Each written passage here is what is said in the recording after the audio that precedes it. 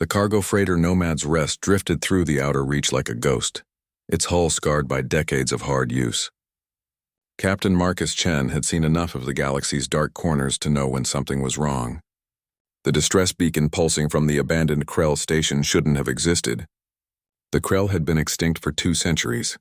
Marcus moved through the station's corridors with practiced caution, his plasma rifle raised. Emergency lights flickered overhead, casting long shadows across walls covered in alien script. The air tasted metallic, recycled too many times. Every instinct screamed at him to turn back, but the beacon's frequency indicated survivors. He couldn't ignore that. The crying reached him before he found the cell.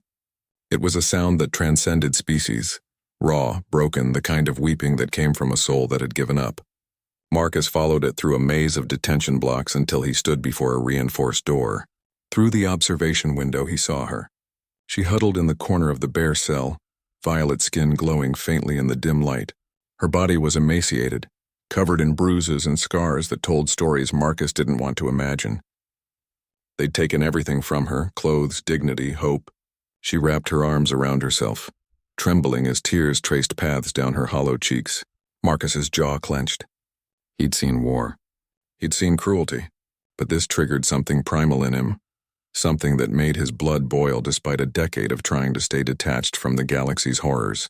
"Hey," he called out softly, tapping on the window. "Can you hear me?"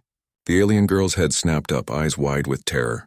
They were large and amber, like a cat's, and filled with such fear that Marcus immediately raised his hands, showing he was unarmed. "I'm not going to hurt you," he said slowly, keeping his voice gentle. "I'm here to help." She stared at him, uncomprehending.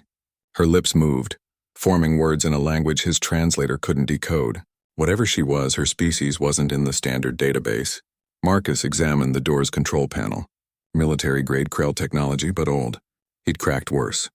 His fingers flew across the interface while the girl watched, her crying reduced to hitching breaths. After 3 minutes of work, the lock disengaged with a hiss. The door slid open. Marcus stepped back, giving her space. "It's okay. You're free now." She didn't move.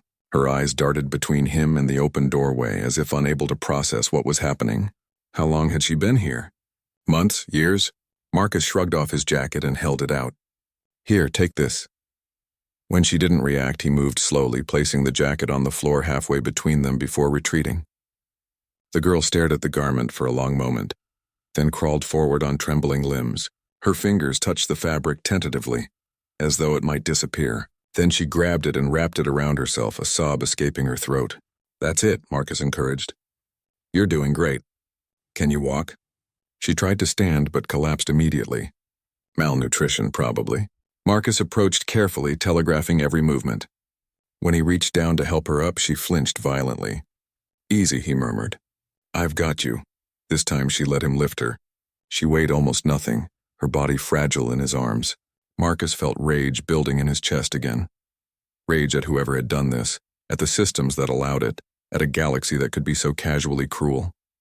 As he carried her through the station, the girl's amber eyes studied his face. She said something in her language, her voice barely a whisper. "I don't understand," Marcus admitted, "but we'll figure it out. First, let's get you to my ship. Food, water, medical attention, the basics." The Nomad's Rest had seen better days, but its medical bay was functional. Marcus laid the girl on the examination table and activated the automated systems.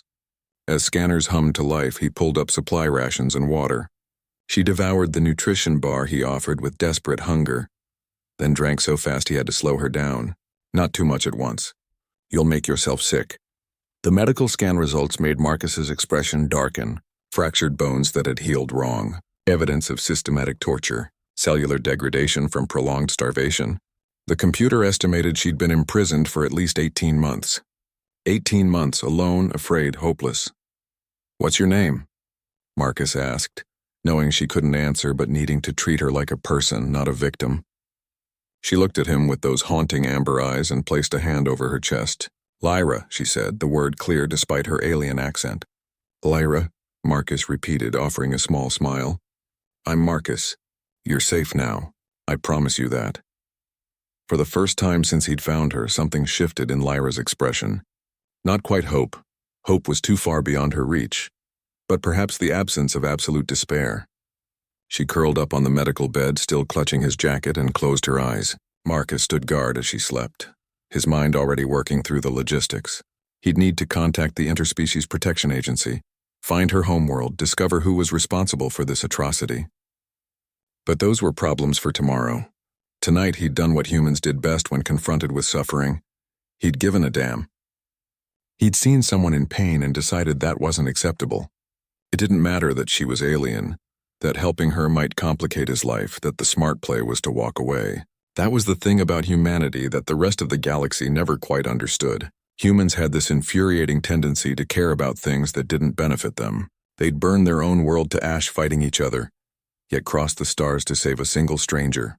As the Nomad's rest powered up and left the Krell station behind, Marcus made a silent promise to the sleeping girl in his medical bay. She'd been broken, but she wasn't alone anymore. And if there was one thing humans excelled at, it was taking broken things and making them whole again, even if it took everything they had.